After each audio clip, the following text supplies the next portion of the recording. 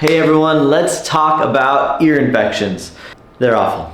So with an ear infection, obviously there's pain in the ear. Otitis media, if you look it up, is what we're talking about primarily. There are other things that can cause ear pain, but in this case, that's what I'm talking about, otitis media. And what it's really causing it and what we can do about it and how we're going to address it chiropractically, holistically, all that good stuff. So I myself dealt with ear infections through my childhood. They were chronic, they were recurring. They have left nothing but bad memories. When I see another child with an ear infection come in here, I feel for them because I was that kid. Now, I mentioned recurring, chronic, words that just insinuate that this is happening over and over again. Research now shows that the fastest way or to increase the likelihood of recurrence is to treat the ear infection with antibiotics. Guess what I did? Took a lot of antibiotics as a kid. I dealt with it with gut issues later on. I'm sure you know. Antibiotics wipe out all the good and bad bacteria in the gut. Do they help with infections? Of course, that's what they're there for, but they shouldn't be relied on in this sort of situation. At least that's my opinion. So let's talk about what you can do. So first thing I would do is get adjusted. So when we're looking at the spine and the nervous system, we have to see where those nerves go and where they end up. So in this case, I'm gonna be looking at the very top of the neck, the upper cervical spine. So those nerves do go intracranially, they go around to the outside of our head, out where these ears are, and they can help to control or relax this very important muscle that allows the drainage of the inner tubes of the ear, the eustachian tube. So this muscle is the TVP. If you look it up, you'll see that that's what its function is to control the dilation of the eustachian tube. So if it's all tight from whatever could have caused it to be tight, well, it's gonna make that tube much more narrow. It's going to close off the drainage and it's going to allow fluid to build up inside of the inner ear. So by getting adjusted, we can improve the nerve flow back to normal instead of its heightened state,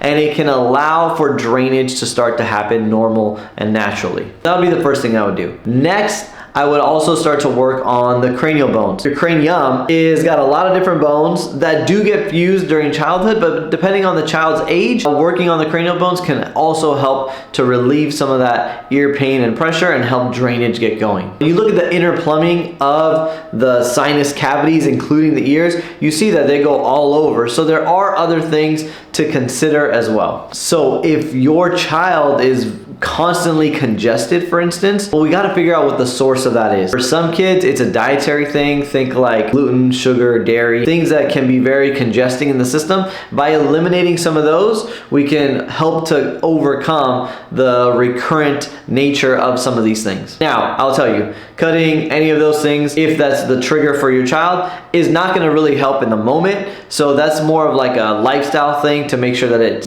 prevented in the future. Another thing that we really like are various ear oils. So essential oils, mullein oil, things that can be put into the ear, colloidal silver, all of these natural remedies can really help to support the pain that's going on. But know that it's got to just kind of go through the process. It's going to be more of just supporting it, but not necessarily getting rid of it entirely. Last thing I'll say on this is, even when you look at the medical research, they say that the best mode of action is to watch and wait. Wait to see how long this is going to be around. If it's something that is 2-3 days max, it'll likely resolve. Obviously, you don't want to see your little one dealing with this sort of pain. So if you're already under chiropractic care, go to your chiropractor. If you're one of our patients, come on in here. If you need a chiropractor out there, there are some great resources. I'll put them in the description of some directories you can look at. Great pediatric chiropractors that can support you and your child.